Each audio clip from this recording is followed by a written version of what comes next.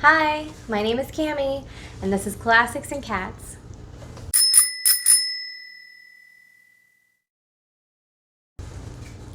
Okay, if you happen to notice the title of this video, you know that I am very late filming this. It's currently June, and this is my list of movies that I watched in March.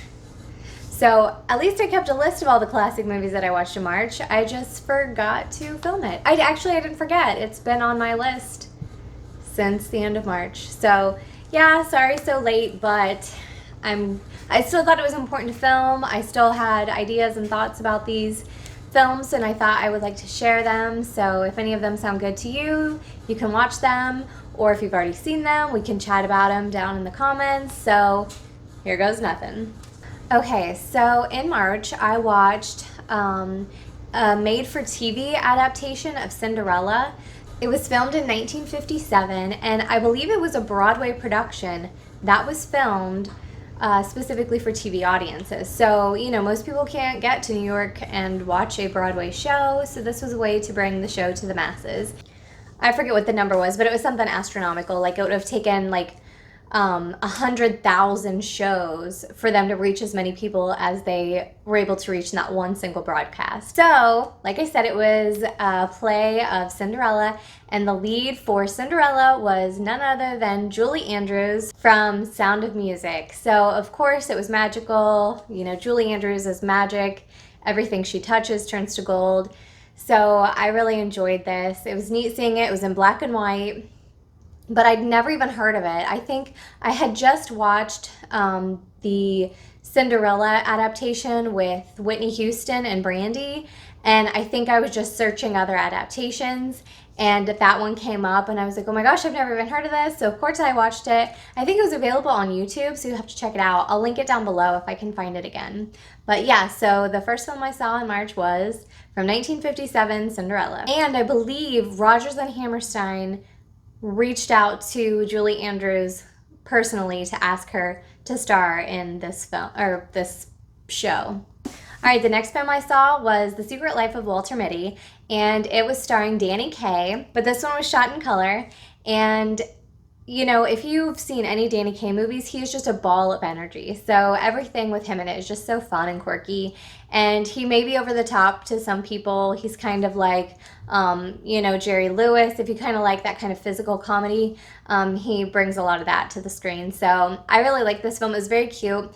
So if you're not familiar with The Secret Life of Walter Mitty, which is based on a short story, actually, and I read this short story probably back in March as well. And so what happens is it's this man, leading this life, and he's the film's a little different than the short story, but in the film he is preparing to get married, and everything that just keeps going wrong. He kind of lives out this humdrum life, but in his imagination, he imagines that he's a fighter pilot, and then, like a ship's captain, and, all these things. So he keeps imagining himself in all these scenarios, and it keeps interrupting his real life, and, people just get frustrated with him. Well, he unwittingly becomes involved in a heist, and it's just hilarious. There's like a kidnapping, and so he's involved in this, and so he thinks he's the hero in this scheme that's happening. And at one point, this was the funniest point of the film for me. I laughed out loud. It was so cute. But they want Walter to come in and kidnap this girl, or feel like he's kidnapping this girl so that they can get something out of him. But when he comes in, he can't. He's trying to get into a second story window, and he's like slipping, and he can't make it. And you see this hand, like black gloved hand of one of the kidnappers, like reach up and like grab his foot and kind of boost him up to the second floor. And I don't know, it struck me funny. It was so hilarious. So yeah, that's a cute one if you haven't seen it. And if you read the short story first, it's a real short story. It's like 15 minutes. So, and then watch this film. It's really cute. It brings it to life for you. Okay, then from 1950, I think I was searching for Little Women, and I came across one that was called Joe's Story, and it was shot in black and white, and it kind of takes place, it picks up in the middle of Little Women. It picks up where Joe is hoping to go with her aunt to Europe, and Amy goes instead. And so it picks up from that point. And I didn't recognize, none of the actresses were people that I was familiar with. And, you know, so I'm not sure where this film came from, or I don't know much of the history behind it, but, you know, it was cute. If you're a big fan of Little Women, you know, give it a try. I just read Little Women a couple years ago, and, you know, I love all the film adaptations, so I wanted to check this one out. This one was more from, which I guess the whole thing is from Jo's perspective, but this was more when she gets to London and tries her hand at writing and meets Professor Bear. And it, you know, it's good. I enjoyed it. I liked adding it to my list of movies that I've seen. So yeah, that one was a good one. I wouldn't consider that like a must watch or anything, but if you're a huge fan of Little Women or Louisa May Alcott, you know, you might want to give it a shot. And then I also watched To Catch a Thief with Cary Grant and Grace Kelly, which Grace Kelly is just absolutely stunning. And the costumes they had her in, oh, were just breathtaking. The whole thing was just fantastic. But if you're not familiar with this story, it's basically what happens is Cary Grant's character was a famous cat burglar years ago, and he's gone clean after he served his time, so he's not dabbling in the jewelry theft business anymore. But all of a sudden, a copycat criminal is on the loose, and people are suspecting him again because they're following all the same patterns that he followed when he was a jewel thief. So he is desperate to prove his innocence, and he feels like the best way for him to do this is to catch the cat burglar himself.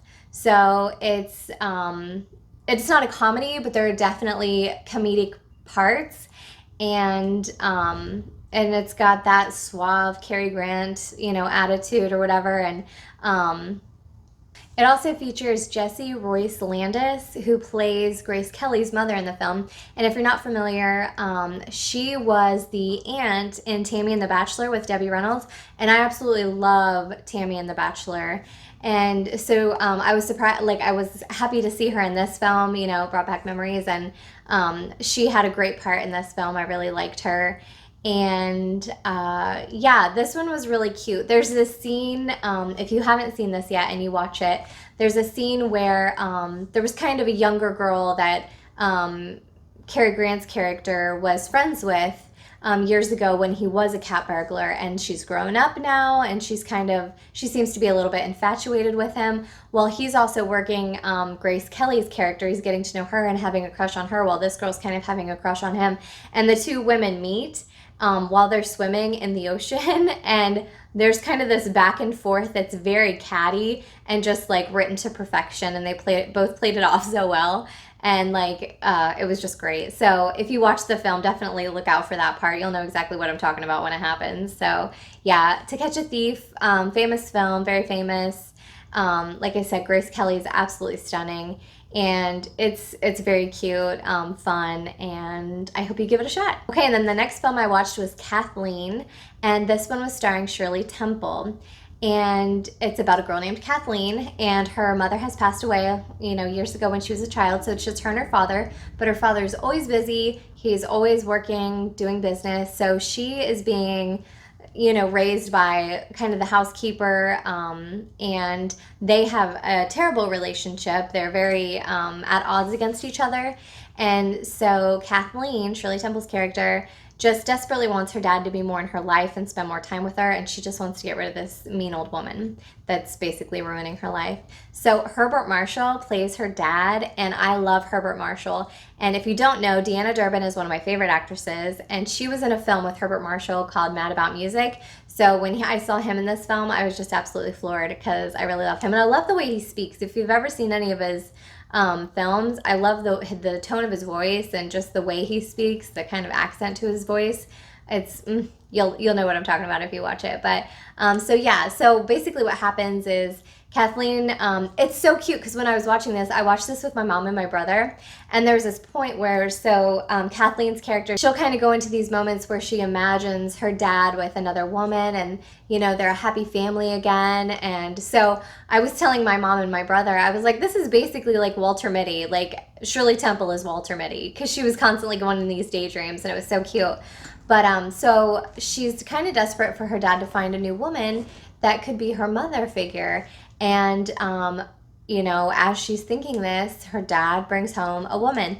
And it is not the type of woman that Kathleen wants as her mother figure. So in the meantime, she's trying to get rid of this woman. This woman recommends that they bring in a psychologist for her because naturally there's something wrong with this Kathleen girl.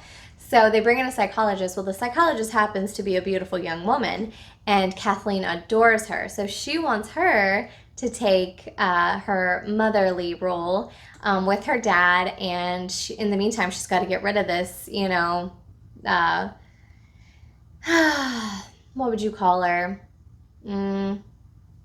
She's just not a genuine person. You know, she pretends to be very loving and caring and compassionate and gentle toward Kathleen, but then there's a couple moments where you see that that's not really who she is. So Kathleen wants to get rid of her, and she wants her dad to marry the psychologist. So it's about bringing those two together, and it's such a cute film. So I hope you give this one a try. Oh, what is also so funny is I was saying that Herbert Marshall, the dad, was in Mad About Music with Deanna Durbin.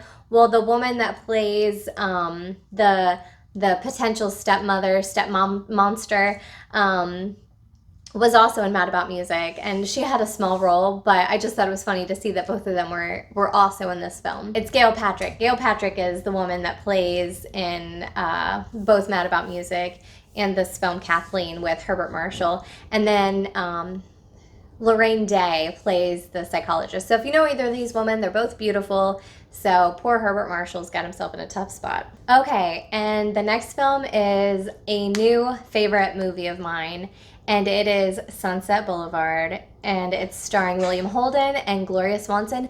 And if you have not seen this film, stop this video right now and watch it. It is so good. I love it so much. I've seen it twice. Absolutely love it more every time I watch it. So I just watched it in March with my mom and my dad and my fiance's daughter Taylor. We all watched it together. And okay, so we've got like 3 generations going here, right? I mean, my parents, you know, they loved it, and then, you know, I'm in my 30s and I loved it, and then we've got a teenage girl, up and coming, old movie lover, and she loved it. It reaches everybody. But so the premise of this story is that William Holden's character plays a playwright, and he is desperate to get a good script, you know, to get something into the film industry. And so he's been working on that, but he's gotten behind on payments, and he's struggling to pay the rent and everything. So he's got some people after him. They want his car as collateral to pay off his debt. So he's trying to hide from these guys. So he tells them, oh, I don't have my car, you know, a friend borrowed it. So as soon as they leave, he takes his car and he runs. Well, they spot him. So there's kind of like a car chase for a minute, and then he pulls out, he blows a tire and pulls off into this, you know, kind of abandoned looking driveway to hide from the guys, and they drive by. And so he pulls his car into like an open garage at this, you know, this old Hollywood mansion that looks abandoned. So he gets out of his car and he starts wandering around the grounds and everything, and is just kind of looking around and at this poor abandoned place. And then all of a sudden he hears a woman yell out the window for him to come inside, that he's late. And he thought this place was abandoned, so imagine his surprise. So he goes to the door, and, you know, they say they're expecting him, and it turns out they were expecting someone else and just assumed he was the person that they were expecting. So he goes into the home and tries to explain his story, that he's, you know, he's not the person they were waiting for, and that his car had just broken down and he pulled into the driveway. Well, they've already told him a lot of stuff by this time, and so they're really offended that he's kind of gotten into their lives a little bit. And he discovers that the woman whose home he is in is like the most famous Hollywood actress of like the silent film era. And, you know, she's kind of been not seen since, you know, Talking Pictures came out, but everyone knows her name, you know, she's one of those.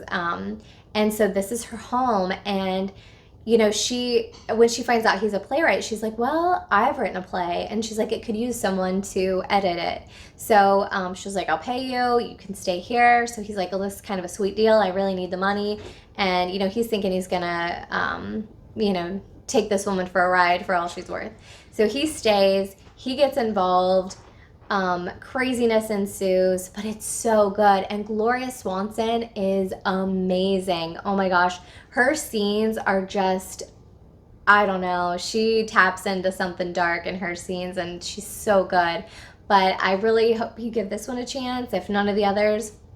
Like I said, this one's a new favorite film, and I just bought it on Blu-ray, and I'm gonna watch the heck out of it, believe you me. So save the best for last. That was the last film that I watched in March, and like I said, it's a new instant favorite, and it's a classic. I'm sure you've heard of it. If you haven't, please watch it and let me know what you think, and we can gush about it down in the comments. But oh my gosh, it was so good. So I hope you were all doing well. I'm sorry this was so late, but I also have April and May to catch up on. And June's going to be ending soon, so I'm so sorry, but I will definitely try to get to a better filming schedule so I can get this stuff out to you guys. But I hope you're all doing well. Remember, always be kind to yourself as well as others, and always be kind to cats and all animals, you know, all living things, plants too. I love plants. So yeah, so take care. Enjoy the sunshine if you're having it. Good weather. So I hope you're all doing well. Take care. Bye.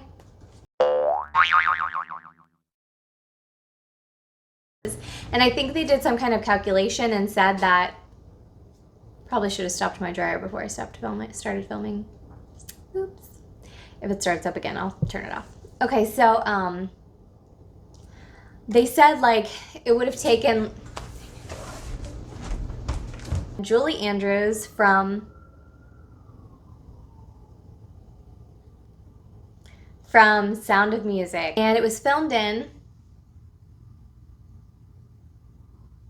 I didn't write it down, moments where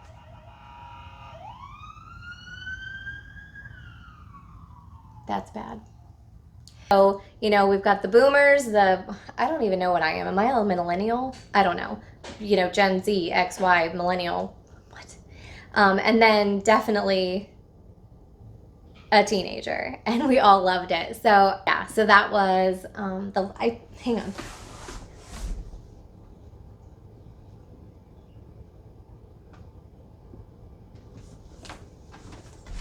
Yeah, so save the best for last.